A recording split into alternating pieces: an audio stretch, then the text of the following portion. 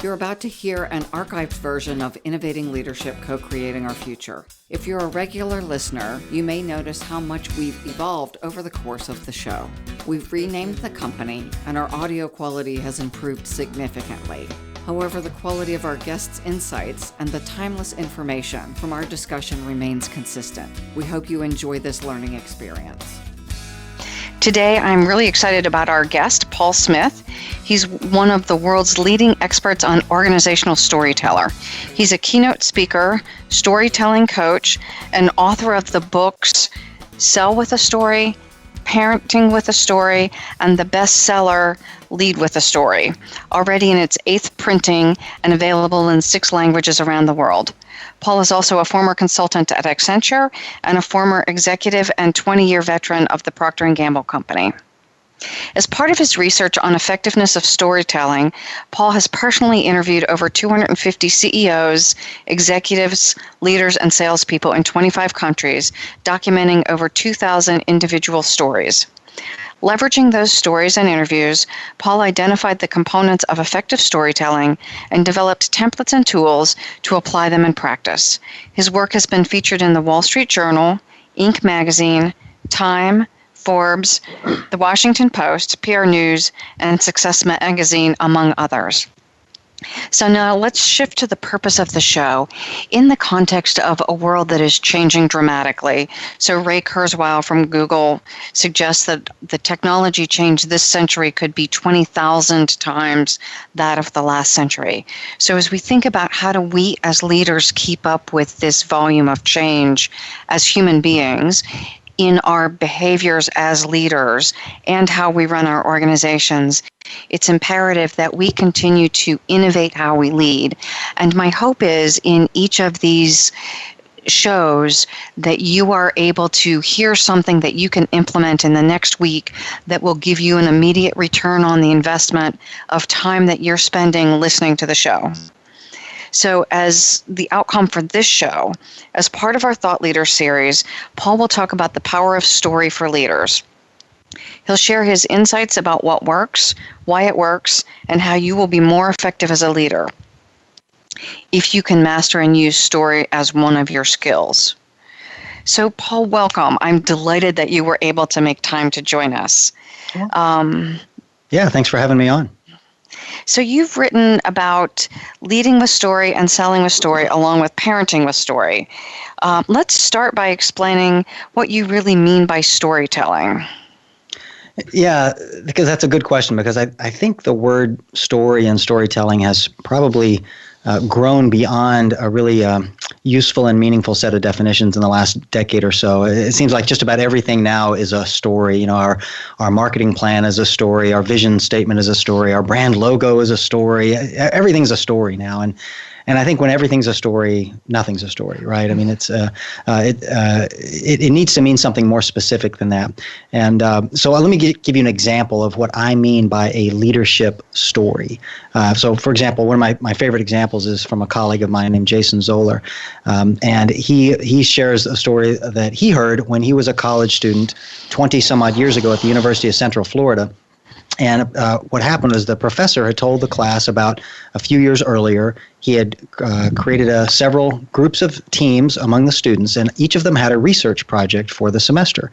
And one of those teams had a more interesting project than all the others, and that was this. It was to work for the local judge and figure out how they could improve the jury deliberation process.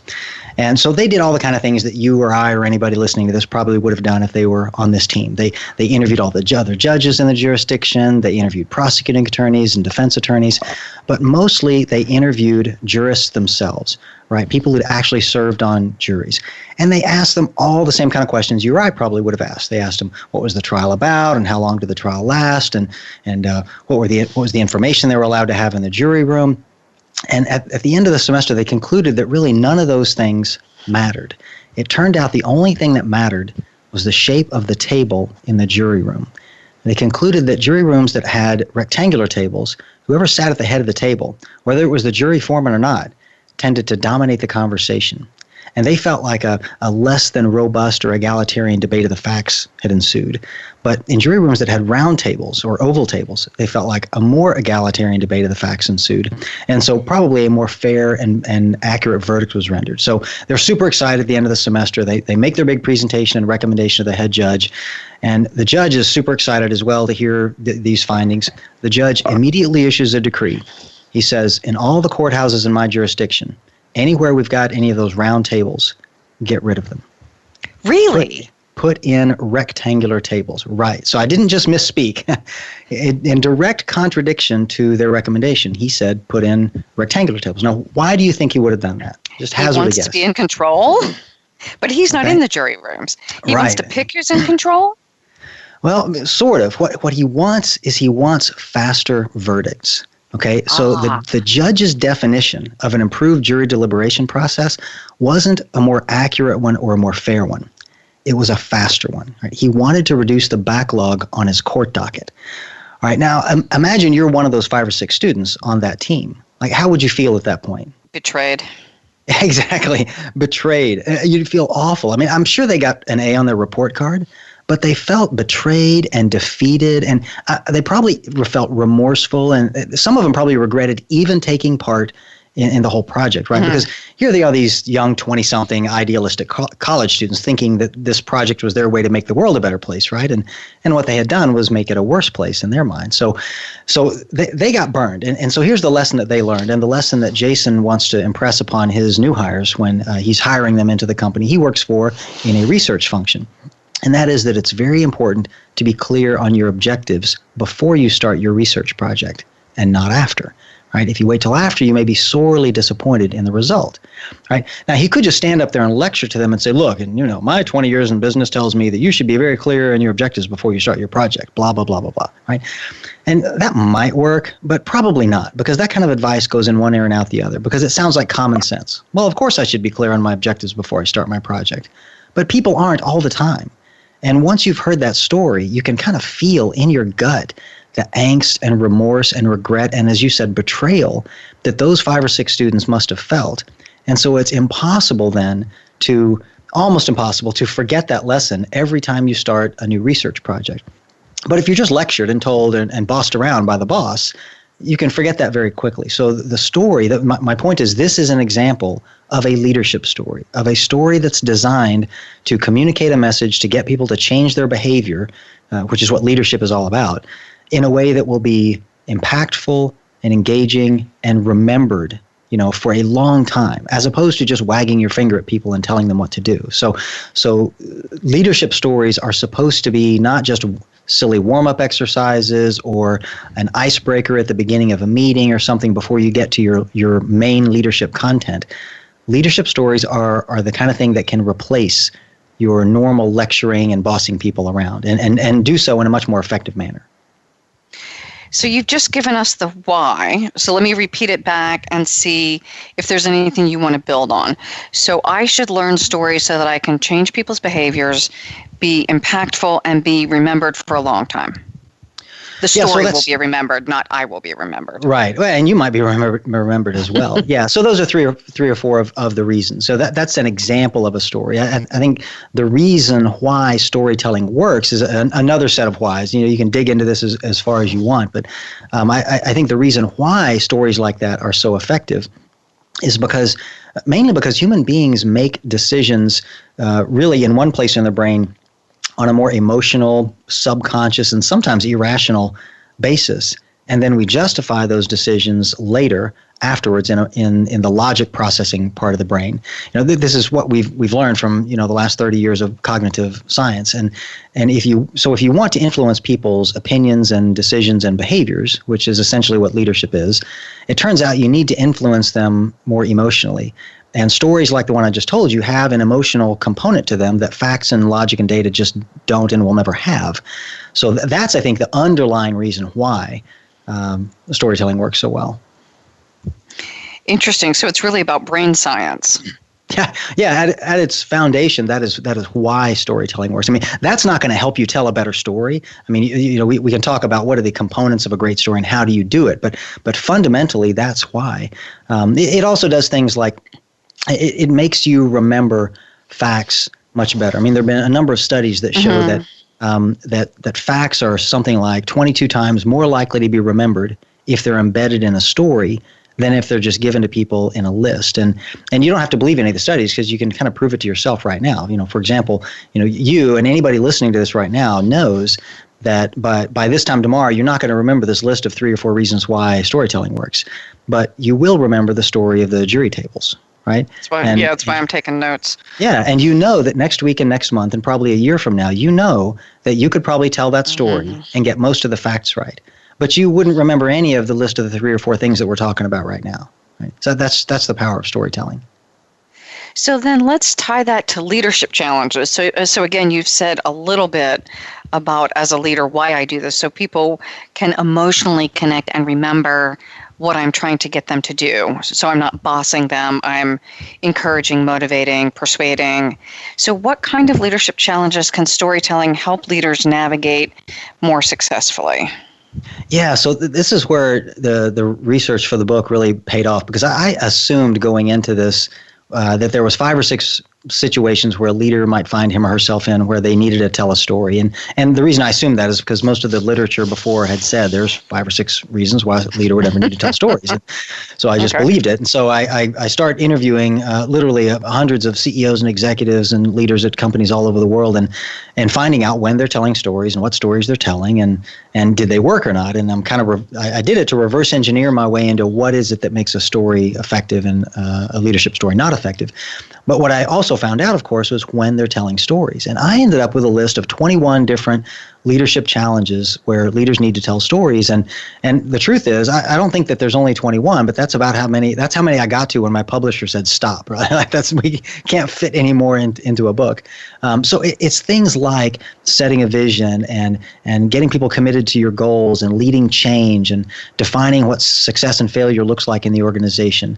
But it's also more environmental things like defining the culture and the values of the organization, or getting people to value diversity and inclusion, or just follow the rules of the organization. Some of the more obvious ones, I think, are to inspire and motivate the team, or have people build their courage, that they'll have, some odds of success, or help them be passionate about their work, or maybe just teach them how to do their job, providing coaching and feedback, that kind of thing. But even things like getting people to be more creative and innovative, or get them to delegate more, or just to earn the respect of your colleagues. I mean, so and I probably just mentioned about 15 of the 21. There's more, but I'm convinced there's more and more and more. It amazes me every time I turn around. I'm finding a new use for storytelling in a leadership or sales or a parenting context. I used it, I was leading a change initiative with a large company several years ago, and they were a drug manufacturer, and we got someone, the issue was quality of a specific drug, and we got someone to tell her story about how, coincidentally, the drug they were making was used to treat one of her brothers who had terminal cancer and one who was recently diagnosed. And by the time she got done telling the story about how this drug and its high quality would likely save the life of her brother, it was a very different conversation than thou shalt produce quality stuff. Mm-hmm. So for me, that it has been incredibly powerful to help people connect their work to the impact. Right. Yeah, and I think that's a very common use of storytelling that people maybe don't know that they're using it for that until they find themselves telling a story and they go, "Oh yeah, I guess that did work." Yeah, it at least in our case, it was a significant impact. So, Paul, you've got a story in your first book about the former CEO of Proctor and Gamble, Bob McDonald. Can you share that one as an example of storytelling to hold people accountable for business results? Yeah, so Bob, of course, he was the CEO of P&G. Now he's, I believe, the Secretary of Veterans Affairs in the Obama administration. And he learned one of his most important lessons about being accountable for the results that you're committed to literally 40 years ago when he was a cadet, a freshman cadet at the U.S. Military Academy at West Point. And he said what you learn very quickly in your first week there is that there's only 4 answers you're allowed to give to any question asked to you by an upperclassman or an officer. And those 4 answers are, yes, sir, no, sir, I don't understand, sir, and no excuse, sir. And he said, so for example, the whistle blows and I've got to run out in formation in my, dress uniform and I'm standing there at attention and somebody runs by and splashes mud all over my trousers. And, one of the upperclassmen comes by and gets in my face and says like, McDonald, why is there mud all over your trousers? And he says, okay, so I've got to think through the 4 things I'm allowed to say. Yes, sir. Well, that would just be restating the obvious. So that's not very helpful. I could say, no, sir. But that's like lying. I mean, it's obvious that I am right. That's not helpful. I could say, I don't understand, sir, but that would just make me look like an idiot. And he said, I was doing a good enough job of that my first week already. So he said, so I was stuck with number 4, no excuse. No excuse. Sir. And he said, that turned out to be the most powerful one of the 4 ever. And he said, he relearned that lesson as a young parent when he and his wife had their first child, their daughter named Jenny. He said when she was about 6 or 7 years old, we were having trouble getting her to clean her room. And so she wouldn't do it. And as first-time parents, they consulted all the Dr. Spock books or whatever, and they literally had scripted out how they were going to admonish their little Jenny for this infraction. And they walk up to her room with both of them had their scripts in hand, and they're ready to launch into this, diatribe or whatever. And he says, Jenny, your mother and I would like to talk to you about the condition of your room. And she looks up at him and with all the seriousness of a West Point cadet says, no excuse, Dad, it won't happen again. Oh, wow. And I mean, he's stymied. I mean, everything he's written on his script is now completely useless, right? I mean, because there's no need to say anything because she's taken accountability for the problem and promised to fix it, right? And he said that is exactly what that answer does for you. It tells the boss, if it's at work, or the parent at home, that, look, I get it. I know I'm responsible for doing this, and I didn't do it, and I'm still committed. I'm going to do it. And that's what it does for the boss. It lets them know you're still going to get this done. They don't have to reconvince you to do it. But what it does for you is it spares you the chewing out. Right? There is no reason to chew anybody out after they've said those words. And so it's just this brilliant tool to get people to hold themselves accountable for work. And see, he used that with all of his presidents at the company, and I'm sure he does it at the Veterans Administration. I mean, it's just a brilliant tool. Now, he could just tell people, if I ask you why your business results aren't what they are, just tell me no excuse. That won't do it, right? But he tells them all that story about West Point, and then the second story about Jenny, and then they get it. And it just works amazingly well, no matter where you are. I'm thinking as you say that, how helpful it would be with some of my clients who respond with defensiveness. I didn't, I couldn't, I shouldn't, it wasn't fair. My fault. The dog ate my homework. The economy went south. Our competitors did something awful. That tells them, I don't want to hear that.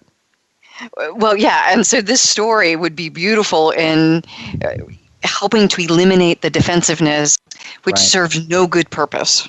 Well, you're welcome to share that with your clients. Thank you. I probably will next week for anyone who has not heard this show. Okay, so what separates a good story from a great story from a simply good or average or, in my case, possibly boring one? Oh, yeah. So I think, and this probably doesn't just go for leadership or sales stories, but any story. I mean, a movie or a novel or whatever.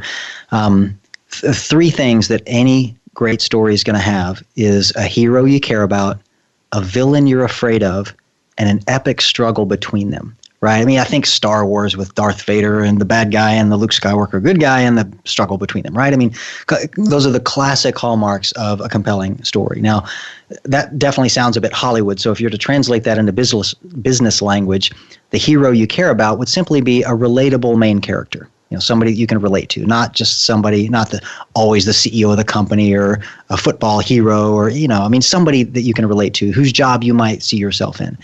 The villain that we're afraid of becomes a relevant challenge.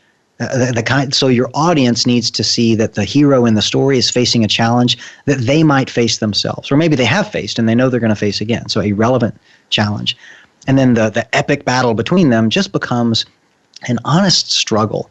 I mean, a business or leadership or sales story, you've got to be able to see some kind of a struggle. Everything can't work out rosy with no trouble at all. Or if there's no struggle, then there's no story, right?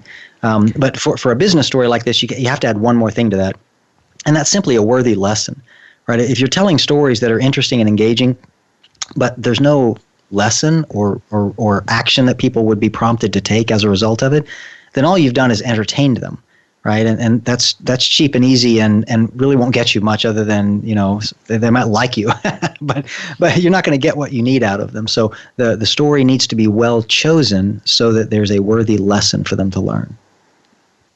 So then walk us through the example of the story with Jenny. Is she the hero or the villain? So she's the hero? Well, so with Jenny, let's back it up to Bob at West Point, right? So he's the main character. Okay.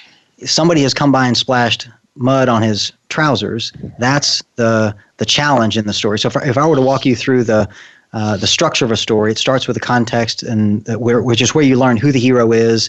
Then the challenge, which is the problem that they confront. That's the villain. Then the struggle between them, and then the resolution. So for Bob, the challenge was when somebody splashed the mud on his trousers, right? So that was in essence the villain of the story. His conflict was his internal struggle with what to do about it. Now, do I answer number 1, number 2, number 3, number 4, right? The yes or no, sir, I don't know, sir, whatever. He finally decided on number 4. And that was, in fact, the resolution to the story was that he decided to answer the 4th way, no excuse, sir. Then at the end of a story, then is time for the lesson and the recommended action. So the lesson that he learned was that the best answer to give in cases where somebody's told you you're doing something wrong is no excuse, sir.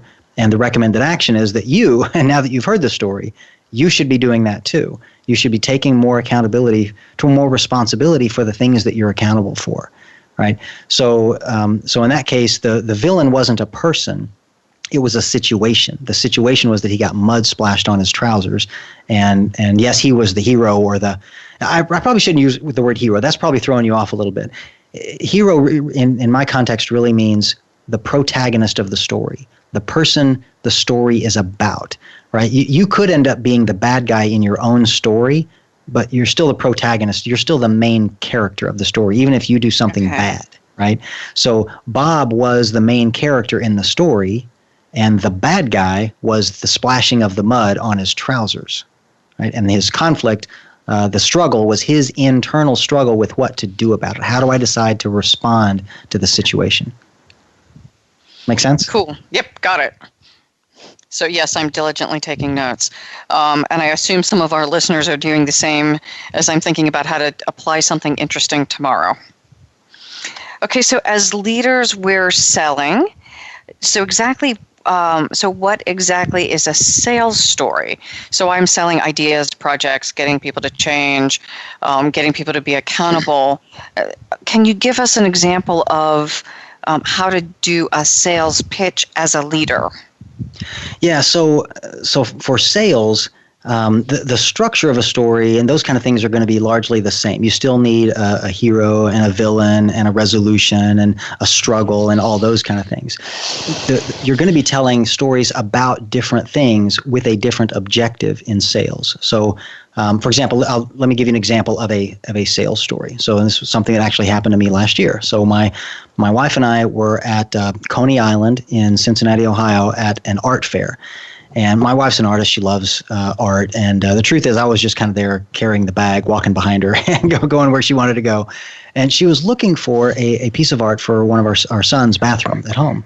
And she gets to one booth of this underwater photographer. He's this guy named Chris Goog, and he just takes these mesmerizing pictures of sea anemones and coral reefs. And, you've seen these kind of things. They're just beautiful. Yeah.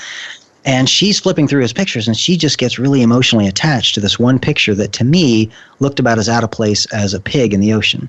And the reason is because it literally was a picture of a pig in the ocean, right? Which just made no sense to me at all. I just thought it was silly. And so she's talking to him about it, and when it finally got to be my turn to ask a question, I was like, dude, what's with the pig in the ocean? Like, how did you get the pig to swim in the ocean to get that silly picture? And that, Maureen, is when the magic started. He said, oh, yeah, it was the craziest thing. See, that picture was taken just off the beach of an uninhabited island in the Bahamas called Big Major Cay. And he said apparently a few years ago, a local entrepreneur decided to start a pig farm, I guess to raise for bacon. And he was being cheap, and he found this island that nobody lived on where he could keep the pigs for free. And he said, but if you look in the picture, look back behind the pig up on the beach. He said, what do you see up there? And I kind of squinted my eyes and looked at it and said, well, not much other than maybe some cactus. And he said, yeah, that's a problem. Pigs don't like cactus, right? They're probably not very tasty. Right. So, the entrepreneur had not thought very far ahead on his plan, right? And he said the good news was, though, not long after that, a local restaurant owner on a neighboring island started boating his kitchen refuse every night over to Big Major Cay and dumping it a few dozen yards offshore. So pretty soon, these hungry little pigs start smelling the food, and one of them's like brave enough to brave the ocean to go get it because he's starving. Well, and then pig number 2 and pig number 3 goes and swims. And so, here it is 2 or 3 generations of pig later, and all of the pigs on Big Major Cay can swim. And he said, in fact, they've been so well trained with this food getting dumped offshore that anytime a boat approaches the beach, they swim right out to it, just assuming they're going to get fed. He said, I didn't even have to get out of my boat to take this picture. He said, normally I've got to get all the scuba equipment on, and it's this big ordeal and takes me hours. He said, I just leaned over out of the boat and took a picture, right? It was awesome. Easiest picture I ever took. So, of course, before he's even done telling the story, I've got my credit card out, and I'm like, we'll take it. Right? But because honestly, 2 minutes earlier, that picture was worth nothing to me. But 2 minutes after that, after he told the story, I totally wanted to buy the picture, because now it wasn't just a picture. It was a story, right? A story I could tell other people every time they come to my house. That's cool. I'm a big art collector, and most of my art also has stories, whether it was today's the day after 9/11, something I bought at a 9/11 benefit, or a glass blower who had this super cool toothbrush that was 6 feet tall, and the bristles were made out of glass. And so he told the whole story about something that happened as he was getting older and dealing with oral hygiene. But yeah, those are things I remember, and I end up similarly buying art from those people because they're more interesting than a poster that's the right colors. Right. And of course, it doesn't just work with art. And in fact, that's just an example of one kind of sales story. I lay out in the book 25 different types of stories that all salespeople or anybody in an influential type role needs to be able to tell. And that particular one is, I call it a value-adding story. So it's a story that makes the thing that you're selling more valuable to the person buying it. But there are other types of sales stories that you ought to be able to tell. Like explaining what it is I do for a living easily for your prospective buyer to understand, or stories about who you are and why you do what you do, which is part of the rapport building component of a sales process. Stories about the founding of your company and of the invention of the product that you're selling.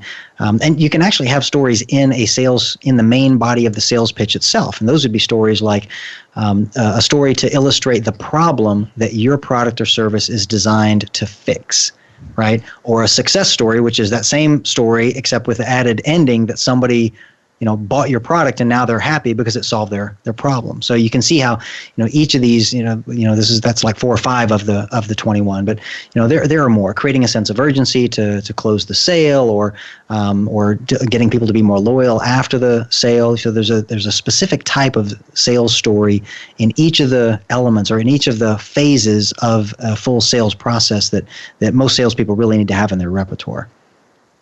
And again, so I use these in sales, and many of us as leaders are selling to our clients, whether it's relationship selling, that I'm the key relationship manager. Right. So they're not just for sales, quote, salespeople, but all of us really need to know how to do this.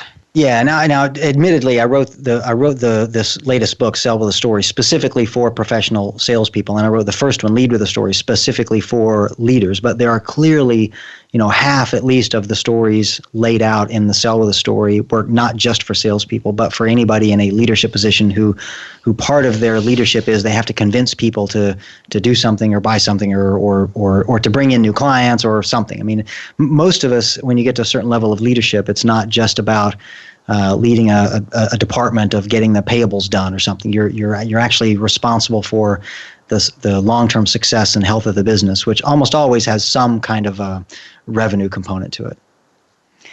Yeah, it seems that, at least in my role, there's a big part of that. It's helping influence people. So part of it's keeping them motivated and engaged and heading in the same direction that I see as our vision. Right. Yeah, so some of that feels like I'm selling when I'm going in one direction and they're going in a different one. No, that's okay. We've been selling since we convinced our mom at the age of 5 to give us, 50 cents for the ice cream truck coming down the street, right? I mean, it's just a part of life. Yeah, I remember that ice cream truck. So how long should a leadership story be versus a sales story? Is there a distinction? Yeah, so that's one of the interesting things I found out in doing the research. With probably 250 or 300 executives and salespeople and leaders that I've interviewed in the last 6 years, probably collected 8 or 10 stories from each of them. So if you do that math, literally probably over 2,000 stories I've documented in the last 5 or 6 years. So I've got a pretty good database now of how long these stories should be. And what I found was for leadership stories, the average story length is about 4 minutes when told orally, and humans speak at about 150 words a minute. So and they can range from, say, 3 to 5 minutes is probably kind of full standard deviation around how long these stories should be. So maybe 450 words to 750 words if you were writing them, but speaking them, it's around 4 minutes for a leadership story. And then when I went in to do the research for sales, my assumption was that sales stories would be a little bit shorter, but I had no idea how much. And so after I'd finished writing the book and writing all the stories up, I kind of went to do the math, and it turned out they are shorter by exactly half. So sales stories on average are half the length of a leadership story. And the reason I think that makes sense is because when you're the boss and you're telling a leadership story to your organization, you're in a more forgiving situation, both hierarchically and socially and physically, right? So nobody's going to tell the boss to shut up and move on, right? And you're sitting in your office probably, or their office, or the lunchroom where you work, and you see these people every day. That you're going to see them tomorrow. There's no hurry, right? But for salespeople, they're talking to a buyer who's probably got 30 other sales calls they got to sit through that day. They're in a hurry. You've only got 30 minutes in their office before you fly home to Poughkeepsie or wherever, and you're not going to see them again for 3 months. So every second counts in sales calls. And so that's kind of my explanation for why I think it is that these sales stories tended to be half the length of a leadership story. And more compelling, or just tighter? Yeah, I wouldn't say more compelling. They're obviously shorter, and but I wouldn't say necessarily more compelling. You want to have different versions of each story. Like you want to have a 30-second version of a story. In fact, I coach people in this last book on sales stories. You want to have a 1-minute version of your story, a 2-minute version, and a 4-minute version, right? So a short, an average, and a long version. And the longer ones are going to give you more of a chance to be more compelling, to give more reasons why, they should follow your advice or whatever. But sometimes you're going to be in a situation where you don't have that much time, or they're in a hurry or whatever. And so you need to be able to modulate between the long, medium, and short. But on average, these sales stories just tended to be shorter. And salespeople have just learned to tell their stories in a more succinct manner, but I think because they've had to. So you're saying for salespeople, it's good to have basically a list or a repertoire of stories that I've practiced. Yeah, not just salespeople, leaders too. In fact, that's one of the main reasons why I wrote both of these books is I wanted to give my readers a database to start with, right? So there's literally over 100 stories in the Lead with a Story book, leadership stories. And almost all of them you can add to your repertoire and tell them to other people, right? Some of them are so personal that it just wouldn't make sense coming from you, but most of them are there for that reason, for you to start your database of leadership stories. For the sales one, they're all going to be unique. Like, you can't tell my sales story because you don't sell my product, so that doesn't make sense. You need to build your own repertoire. But yes, salespeople and leaders need to have a repertoire of stories in their brain ready to whip out at a moment's notice when they need it. And yes, you probably should spend some time practicing them as well if you know you're going to be telling them. Okay, so that brings us to an interesting question. If I'm using your story, is it okay to make up a story? Do I reference Bob McDonald? I obviously didn't go to West Point, so I can't say it was me. Right. Yeah, good question. So you can make up a story, but only one condition, right? And that condition is that you tell your audience that you made it up. Right now, if you tell the Bob McDonald story, you're not making up the story. That's a true story. That really happened. Okay. But it's just not you. So it's like I'm not Bob McDonald either, right? But when I told you the story, I said, here's a story about a guy named Bob McDonald, and then I tell you the story. So it's a completely true story. It's just not about me. And most of your stories, by the way, shouldn't be about you. Like, what would you think of me if every story you ever heard me tell was about me? I think I was an arrogant SOB, right? Right. So, and you don't want to be that person. Unless they're really funny. Well, I suppose, but even if they were really funny, if every story I ever told you was about me, I mean, how self-centered would I have to be? Right? So you just should not have every, and in fact, I don't know anybody whose every story they would ever tell would be about them, but you need to have stories about other people, or you would come across that way. And some of the stories about you need to be ones where you made a mistake. Right, so you're not the hero; you're the goat in the story, right? I mean, people want to work for a leader who will admit their own mistakes and tell you about them, so that you won't have to make that mistake yourself, right? Well, and for many of us, those seem to be that seems to be what is more compelling and true, right? We seem to be taught to cover up our mistakes, and yet, to your point, where I am more compelling, especially with grad students, is talking about where I did something that went off the rails. And clearly I'm still successful, so I'm not an idiot. But boy, did I do some things that I would not want published. Yeah, right. But you don't mind telling them in a group of 5 people as a personal story over the water cooler, right? Yeah. And people want to work for a boss like that who cares more about their growth and development than the boss cares about their own personal ego, right? That's the kind of boss you want to work for. Yeah, so that's a great point, that some of the stories have to be where I am vulnerable.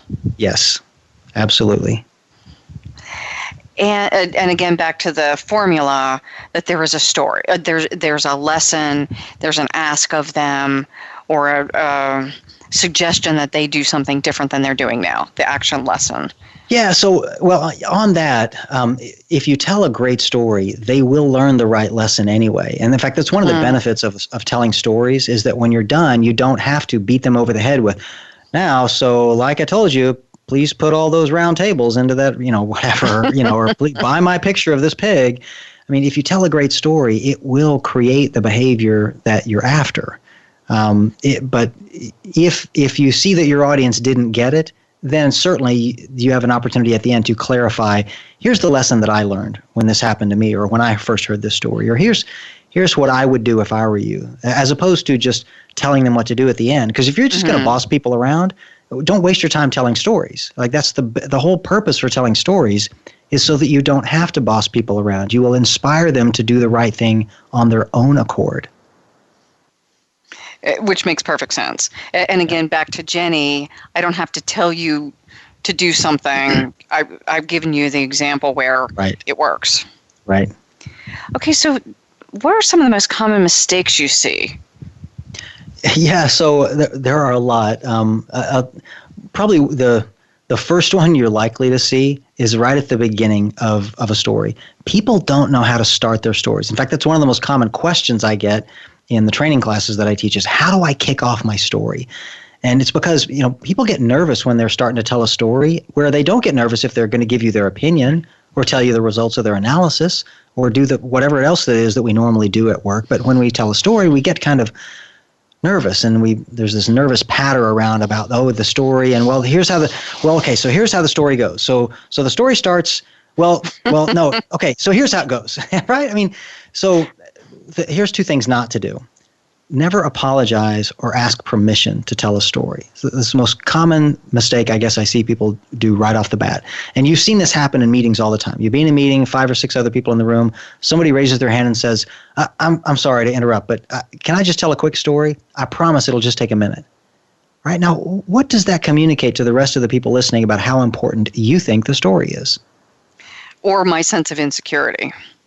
Right. So either you're insecure about you or you're insecure about the story. One of the two, or maybe both. The bottom line is neither are helpful. Neither of those things are good. They're not helpful to you. So don't apologize or ask permission to tell a story, right? I mean, leaders don't ask permission to lead, right? They just lead. Never ask permission or apologize for telling a leadership story, unless you really don't believe that the story is very good, in which case, please don't tell it. Yeah. Get back to the bullet points on slide number 72. But if you do think it's important, just tell it. The other thing I would say that people make a mistake is they tell people before they tell them a story that they're going to tell them a story, right? They'll say, okay, well, hey, so let me just tell you the story, right? So how would you react if you and I were in a meeting, say Monday morning, we're 5 or 6 people in a room, I come in to kick off the meeting, and I say, okay, well, let's get this meeting started, and I thought I'd kick it off by telling you a story. Wasted Honestly, words. Exactly. Well, those words I've said are wasted, but tell me, how excited are you to hear about what's going to come out of my mouth next? Honestly. Yeah, I may be more excited about your story than your slides. Well, maybe, but I want you to put yourself in this situation. I've just come into the room and I've said, well, I thought I'd get this meeting started off by telling you a story. I mean, like blah, really? blah, blah, blah, blah. Yeah, that's Just what you're pick out thinking. You're thinking, can you just skip the story and get to the facts or the data or the point? Or, I mean, we got, time's burning here, right? Like, nobody wants to listen to a story when you tell them you're going to tell them a story. Right? I mean, children do, but we're grown-ups, right? I mean, it's like a 5-year-old kid telling him it's time to stop playing and come in and take a bath, right? They never want to do it. But once they're in the bath and they're having fun with the rubber ducky, they don't want to get out. It's the same with grown-ups and stories. No grown-up ever wants to at work, during the workday, wants to listen to a story. But once you're telling them a story and it's a good one, they love it and they don't want to get out, right? So don't ruin it for yourself by telling them up front, I'm going to tell you a story, right? So imagine it's that Monday morning, and instead of saying that, I say, hey, I wanted to get this meeting kicked off, and I noticed something really important happened last week, and it's completely changed how I think about running this department. I thought I'd tell you about that. Now, Marina, what do you think about, how interested are you in hearing what I have to say next? Because you've started this way, I am more engaged. Right. Now, in both cases, I'm going to tell you exactly the same story. But in the first case where I said, I'm going to tell you a story, your eyes are rolling already. I can see them through the microphone, Maureen, right? Like, nobody wants to hear that. But if I just tell you, hey, something really important just happened and has really affected me, I want to tell you about that. And I can't wait to hear it, right? So that's the way you should start off your stories, is just, and I call that a hook. I've got a whole chapter on the hook in this latest book, because so many people butcher that first sentence that really is either the death knell of the entire story or gets your audience so engaged they want to listen to every word out of your mouth. So that first sentence really is important. So let's shift then to what stories, business or personal, have especially touched, influenced, or inspired you. Yeah. Oh, gosh. Yeah. Well, there's one that is responsible for me being here today, as opposed to back in my old job at Proctor and Gamble. So I like you said earlier, I spent 20 years at P&G and had written the first book and had fancied myself an author and a speaker someday. But that's not a very financially secure thing to do when you have a family and kids to get through college and all that kind of thing. Mm-hmm. So I was struggling with the decision of do I quit my corporate gig with the steady paycheck and the benefits and all that kind of stuff and try and do this for a living. And I'd convinced myself I wanted to, but I just didn't have the guts. And I finally decided I'm never too old to learn from somebody older and wiser. So I literally asked my dad, who was 80 years old at the time, for advice. But I can't talk to him on the phone anymore because he's 80 and he's hard of hearing. So I have to write him letters. And so I wrote him a letter and I told him my situation. And I was hoping he'd write me back and just give me some advice, like either, absolutely, son, you should go pursue your dream. There's nothing more important. I think you can do it. Give me a pep talk. Or tell me, are you insane? I mean, you're 45 years old. Just wait another few years and you can retire and then go play around with that silly, pipe dream or whatever. Like I assumed he would tell me one of these things, and I was thinking about just doing whatever he told me. But he didn't do that. He didn't give me advice. He as fate would have it, he just wrote me back and told me a story about himself when he was 5 years old that I'd never heard before. And neither had any of my siblings. He said, when I was 5 years old, I knew exactly what I wanted to do with my life. He said, I wanted to be a singer. like Frank Sinatra or Tony Bennett or Sammy Davis Jr., right? I mean, he's 80. That's his genre. And he said, and I knew that for sure on the first day of the first grade. He said, I was 5 years old.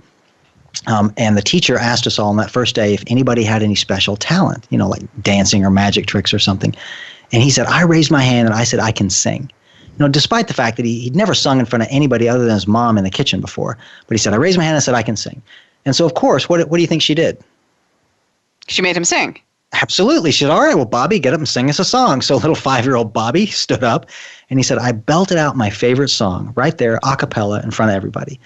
And he said, I nailed it. He said, I got all the words and the melody right. I was so proud. And he said, when I was done, the teacher and the other students stood up and they applauded me. Like my first standing ovation. My first time to ever sing in front of an audience. And he said, unfortunately, that turned out not just to be the first time I ever sang in front of an audience. It turned out to be the last time I ever sang in front of an audience. He said, the truth is, I just never had the courage to pursue that.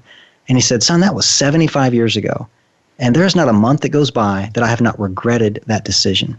And he said, someday you're going to, as if that wasn't enough. He said, someday you're going to wake up and you're going to be 80 years old like me, and it's going to be too late. And he closed this letter that I'm just like, shaking reading at this point. He closed the letter by saying, I'd love to see you achieve your dream, but that doesn't mean in your lifetime, son. That means in mine. And I mean, tick tock, right? I mean, he was 80. So literally, Maureen, 2 days later, I walk into my boss's office. I resigned from my 20-year career to do this for a living. Absolutely the best decision I've ever made. It was 3 years ago. Haven't looked back. And I'm sure I would have done this at some point, but I would not have done it that day if it were not for my dad's story. So we are at the end of our time. That is a beautiful story. I'm going to share the website www.executiveinsight16.com. You can hear Paul present. Paul, what also is your website? Yeah, leadwithastory.com. You can get both books there. Great. Thank you, everyone, to our listeners. I hope you do pick up Paul's books, and I hope you've heard something today that you can apply in your work in the next week. Come up with a story, test it out, and see the difference between how you persuade with story and or without story. Thank you very much.